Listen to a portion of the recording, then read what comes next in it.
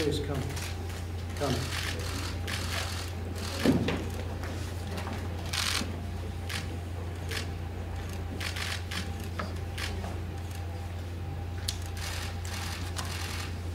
Sarah, come, please, everybody.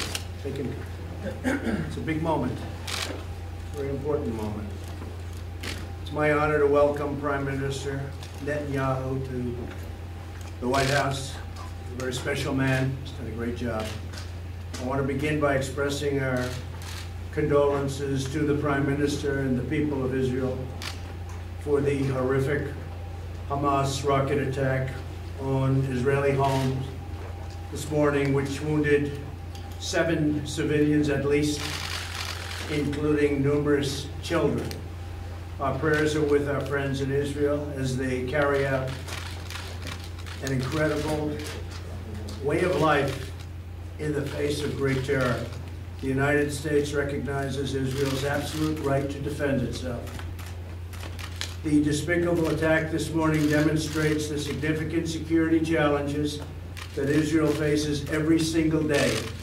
And today I am taking historic action to promote Israel's ability to defend itself and really to have a very powerful, very strong national security, which they're entitled to have.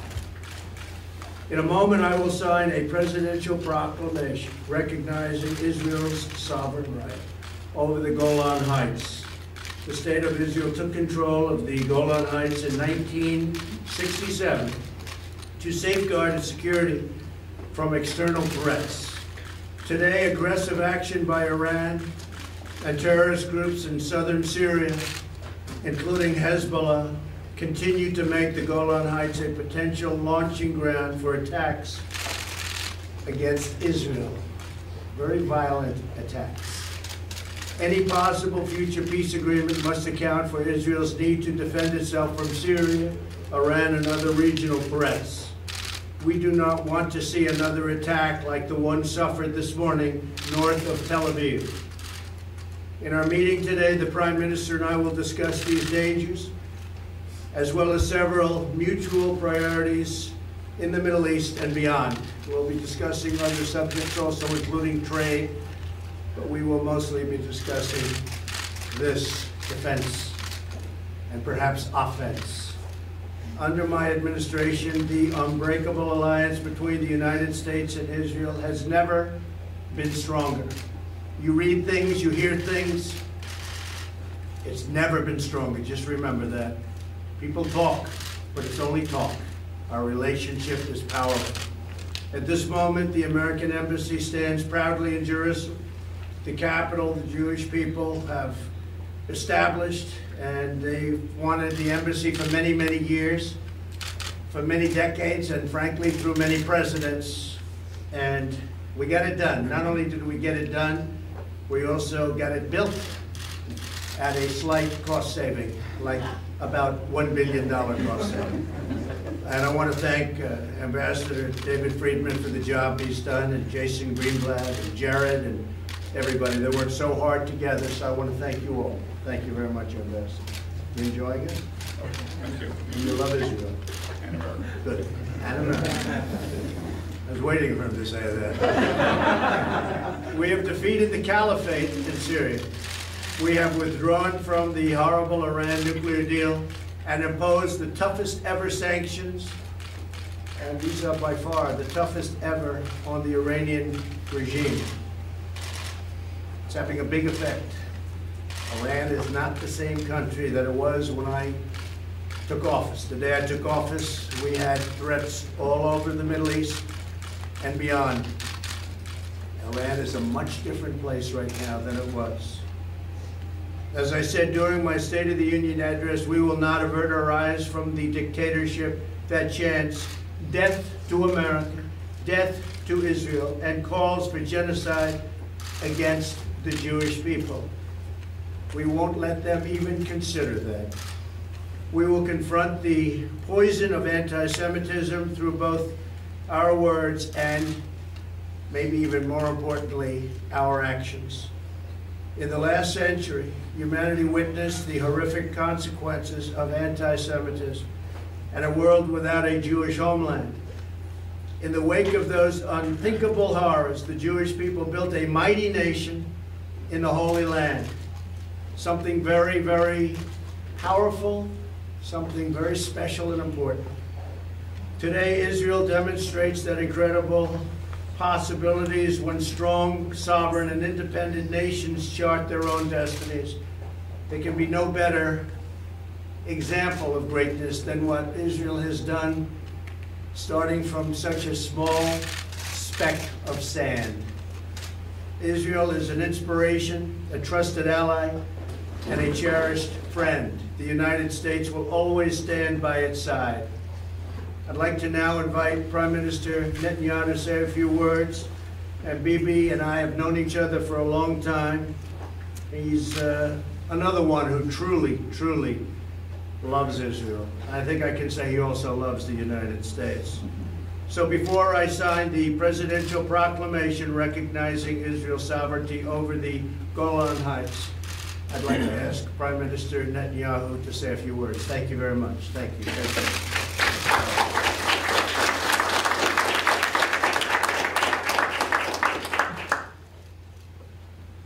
Mr. President, our dear friend, Donald, you have shown consistently incredible support for Israel, for our right to self-defense. When we exercise that self-defense, you have never flinched. You've always been there, including today, and I thank you. Yesterday, a rocket was fired from Gaza, deep inside Israel. It hit a home north of Tel Aviv. It wounded 7, including 2 small children. And miraculously, no one was hurt. No one was killed. Israel will not tolerate this. I will not tolerate this. And as we speak, as I told you, Mr. President, just now, Israel is responding forcefully to this wanton aggression. I have a simple message to Israel's enemies. We will do whatever we must do to defend our people and defend our state. After this meeting, I will return home ahead of schedule to lead the people of Israel and the soldiers of Israel. But before I go, Mr. President,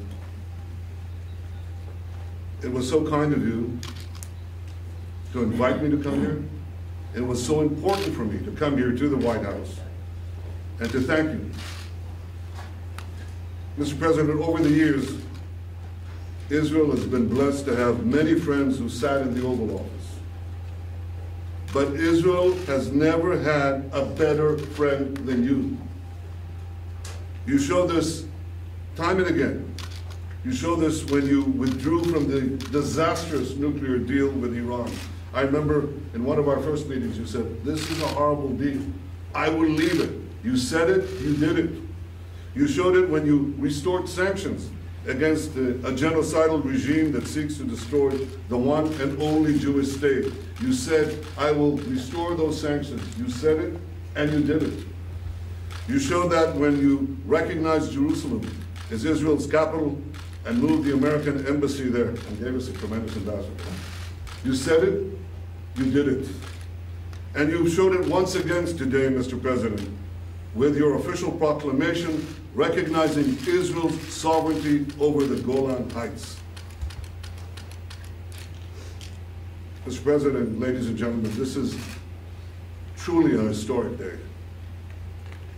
For 2 decades, from 1948 to 1967, Syria rained deadly fire from the Golan Heights on Israel's citizens below. A generation of Israeli children lived in constant danger. And then, in 2 glorious days, in June 1967, the brave soldiers of Israel scaled those daunting heights and liberated the Golan. This has profound meanings for all Israelis and for me personally. One of those brave soldiers was my brother, who was wounded in battle 3 hours before the end of the war. And a few years later, as an officer in a special unit, I led my soldier into a covert mission into Syria. And as we came back to the Golan, to Israel, we nearly froze to death in a blinding snowstorm. Well, as you can see, I'm still here.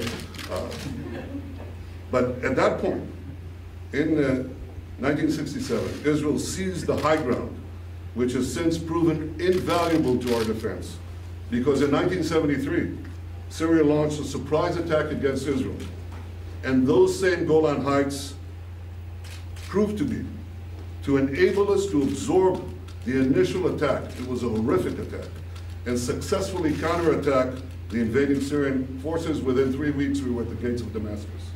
Outmanned, outgunned, our brave soldiers triumphed after one of the hardest fought tank battles in our history.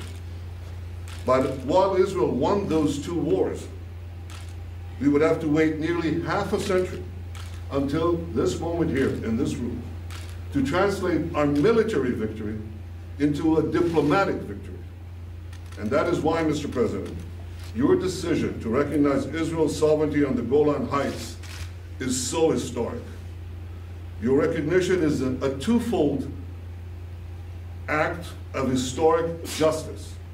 Israel won the Golan Heights in a just war of self-defense, and the Jewish people's roots in the Golan go back thousands of years.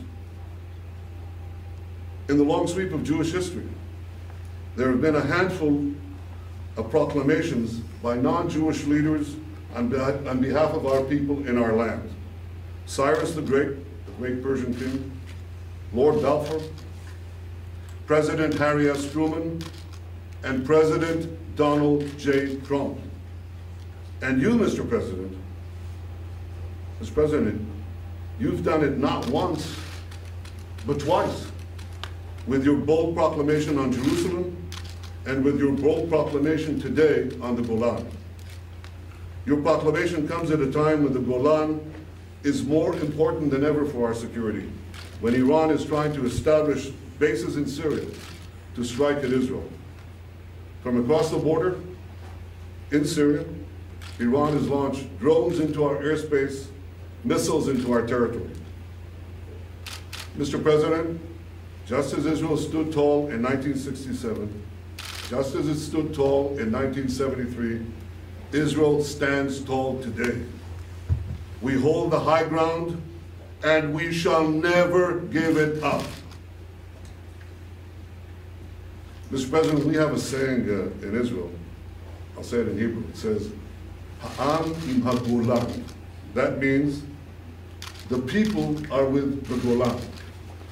But thanks to you, we now know that there are 2 peoples who stand with the Golan, the people of Israel and the people of America. So on behalf of all the people of Israel, thank you, President Trump. Thank you for your leadership. Thank you for your friendship. And thank you for all you have done to make the alliance between America and Israel stronger and greater than ever. Thank you, Mr. President.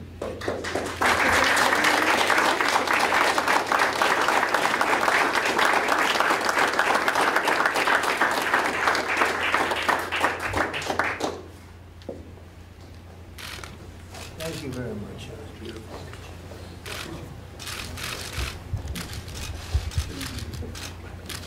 So this was a long time in the making. Should have taken place many decades ago.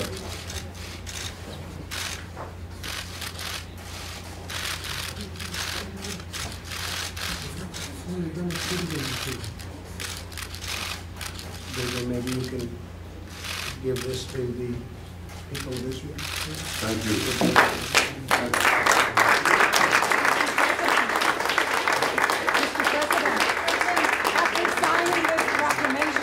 Mr.